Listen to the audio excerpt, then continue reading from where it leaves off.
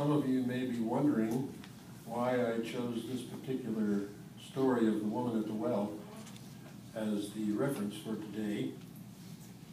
The answer is, I like it. No other reason. I like it. So let's go back and take a closer look at this scene from the 4th chapter of the Gospel of John and try to figure out what's really going on here. And I would like to tell you the story one more time in my own words. Jesus and his disciples are traveling from Judea up to Galilee. And in between the two, there's a small country called Samaria. There are two ways to get to the Galilee from Judea. One is a longer and more arduous route that goes completely around Samaria. The other is a shorter, easier route that cuts right across the center of Samaria. No self-respecting religious Jew would ever consider cutting across Samaria. They would always take the longer, more arduous route. Why? Because the Jews despised the Samaritans. First of all, they considered them to be racially inferior. I mean, they had intermarried with other people from other religions. And this made their bloodline impure, not pure like the Jews. They also despised them because they felt they were religiously perverted. They had tweaked and twisted theology, doctrine, until it was no longer true, at least in the eyes of the Jews. Jesus and his disciples take the shortcut. This shouldn't be any surprise to us. Jesus was always doing crazy stuff like that. And so Jesus and the disciples come to this little village out in the middle of nowhere, a dusty, hot, desert little town called Sychar. Nobody would have ever heard of Sychar. Nobody would even know where the place was, except for one thing. Just outside the town of Sychar was Jacob's well.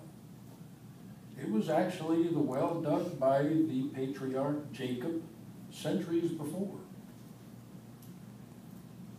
So Jesus and the disciples come to Jacob's well. The disciples decide they are going to go into town and rustle up some grub. Jesus remains at the well by himself and is sitting there. He is hot, he's tired, sore, he's dusty, and he's thirsty. Well, we can sure sympathize with this. Living out here in the Mojave Desert, you know, it's one of those days where the temperature is at 105 by noon, that hot, blasting wind in your face, dust blowing around, you got grit in your eyes and nose and mouth. We know what that's like. So Jesus sits there by the well, but he has no way to draw the water. Doesn't have a bucket, he doesn't have a rope, and so he sits. Along comes a woman from the town of Sychar. She is, of course, a Samaritan woman, and she's carrying a bucket. So it's pretty obvious that she's coming out here to draw water from the well. Now, there's two things that we need to make note of here. First of all, men did not draw water from the well. That was women's work. I mean, that's the kind of thing that women were for.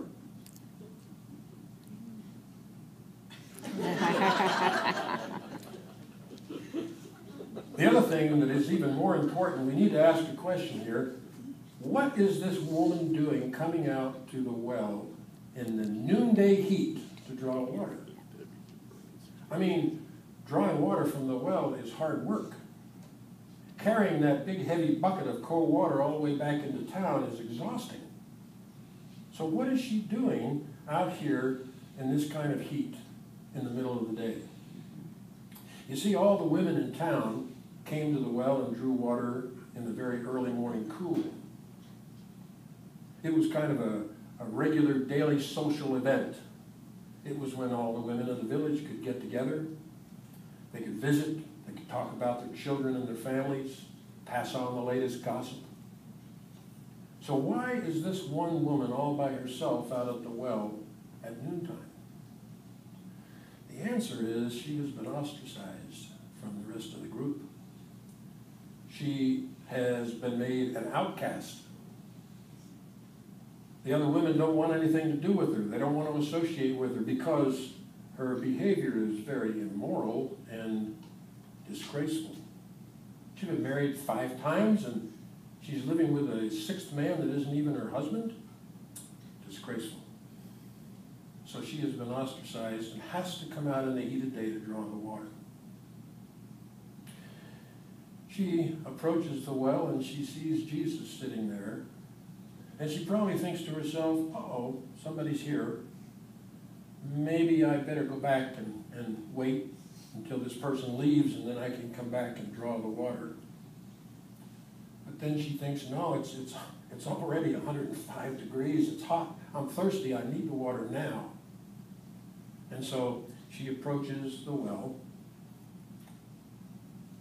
And as she comes up to the well, a shocking thing happens. A bizarre thing happens.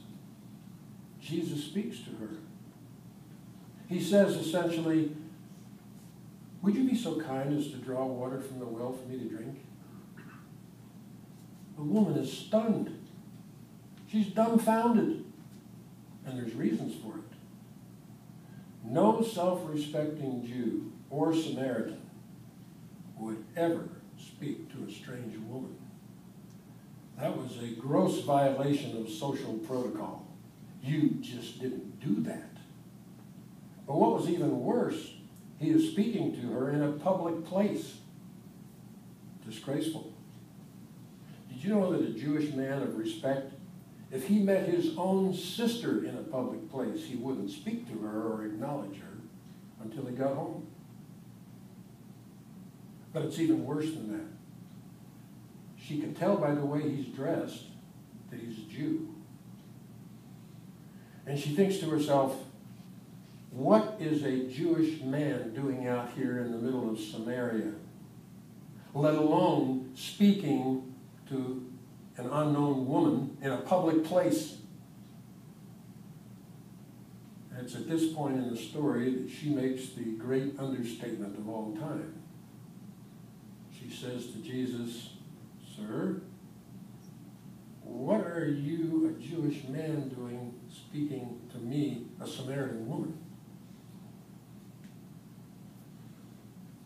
Jesus says to her, "If you knew who you were speaking to, you would be asking me for water, because I can provide you with living water."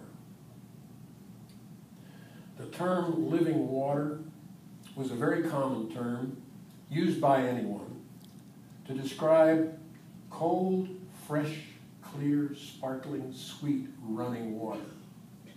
The kind of water you'd find in a high mountain stream, fresh snowmelt, as opposed to the stale and stagnant water at the bottom of an old well. Of course, Jesus is using the term living water as a metaphor for spiritual water to satisfy the thirst of the human soul. Zippo, it goes right over her head. The lady doesn't get it because she says, "Oh, well, that would be great, but you don't even have a bucket to put the water in. And where do you think you're going to find ice cold, clear running water out here in the middle of the desert?" So Jesus says to her, "The living water that I offer wells up from within. Once you've had a taste of it, you'll never be thirsty again. And it will lead you to eternal life." We can almost imagine the woman thinking, right. And she says, "Well, that's wonderful. Give me some of that water so I don't have to come traipsing back out here in the noonday heat and pull water out of the well anymore." See, she still hasn't gotten the message. She's still not sure what he's talking about. So at this point, Jesus and the woman engage in a conversation. And in this conversation, Jesus tells her just about everything there is to know about herself. Well, the woman's impressed. Here's a strange Jewish man who she's never met before. He knows everything about her. I would imagine that she's also a little bit cautious and a little bit frightened at this point. The conversation continues, and they discuss a couple of the major religious issues between Samaritans and Jews. And finally the woman says, well, I can tell you one thing. I know that God's Messiah is coming soon, and when he gets here, he will tell us everything we need to know. Jesus says to her, you are speaking to him now. Mind blower. The woman is so distraught. She's so unnerved. She drops her bucket in the sand and she takes off on a dead run for town. Forget the bucket. Forget the well. Forget the water. She's got to tell somebody this amazing thing that has just happened out here at Jacob's well. Well, the end of the story is pretty powerful, really. A despised Samaritan woman, an outcast from her own village, an undesirable, untouchable, immoral, sinful person, is one and the same as the person who brings the good news of living water to her entire town. And the scriptures say many believed. Wow, what a story, huh? What a story. What's all that got to do with us here in Boulder City, Nevada, some 2,000 years later? I think it confronts us with a whole series of questions that we would probably be well advised to try and answer. Do we have any Samaritans here in Boulder City?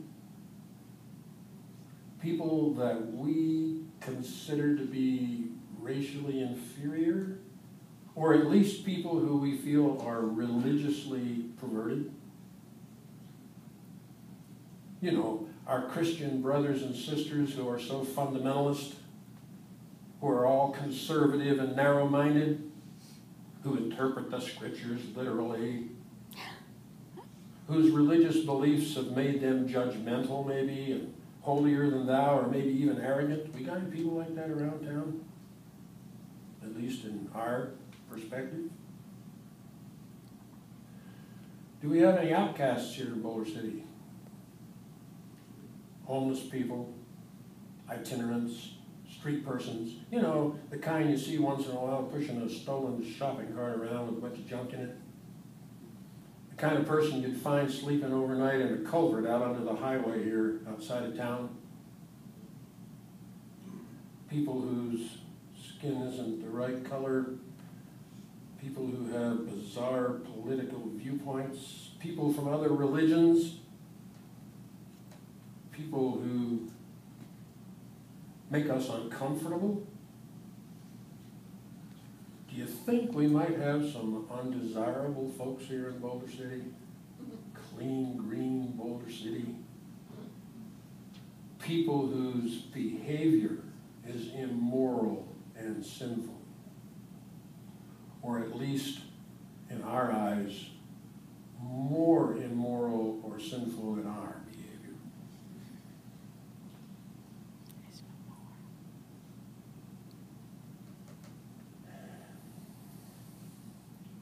Is it possible that there are people here in Boulder City that are not allowed to go to the well for a cold drink of water when the rest of us go?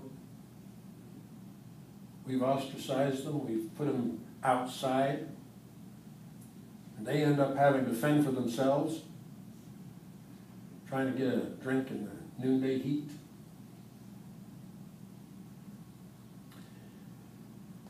You see, we have a tendency here to consider ourselves as pretty special goody two-shoes citizens. And we have our own prejudices and our own narrow viewpoints.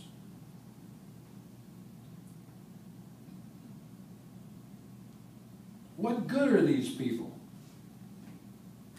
I mean, they're of no value to us, right?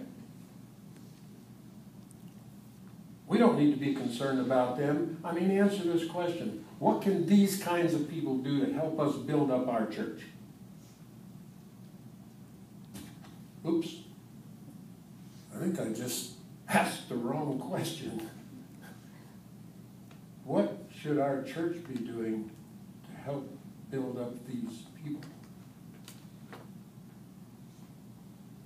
Would you agree with me that here in our church family, we might just be in possession of a little bit of that living water? You think maybe in our church here in Boulder City, we might just have at least a small reservoir of spiritual water? And if you agree with me that we do, then you must also agree that we are obligated to offer and share that living water with other people.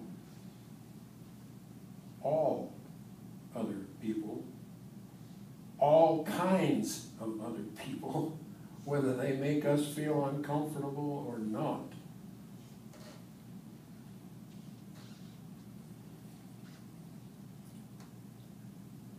Forget our differences. Forget our prejudices. Forget our uncomfortableness. Forget social and political proprieties. Recognize the needs that people have. Recognize the fact that we might have something to give. Recognize what Jesus did at Jacob's well in Sychar, when he spoke to a despised Samaritan woman, this outcast, undesirable, immoral person, and offered her living water.